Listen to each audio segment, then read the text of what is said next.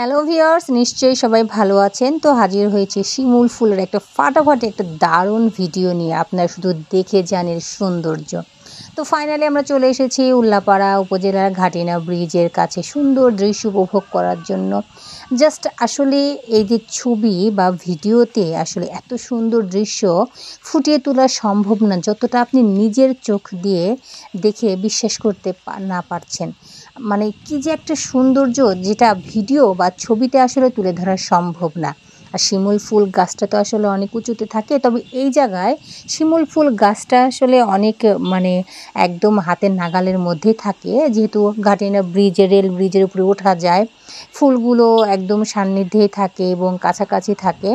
তো ফাইনালি দেখুন, আমি আসলে স্টিক দিয়ে ভিডিও করেছি, একটু নড়াচড়া হয়েছে আর বাতাসটাও ছিল প্রচুর।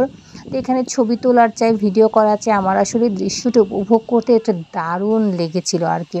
তো আপনারা দেখতে পাচ্ছেন ঘাটিনা রেল ব্রিজ, এবং আমি ইতিমধ্যে অনেক ভিডিও ছবি শেয়ার করেছি আপনাদের সাথে। তো এরকম একটা ভিডিও, দারুণ একটা ভিডিও মনে হলো, যেটাও শেয়ার করি আপনাদের সাথে। কেমন লেগেছে অবশ্যই এটা জানাবেন আপনারা।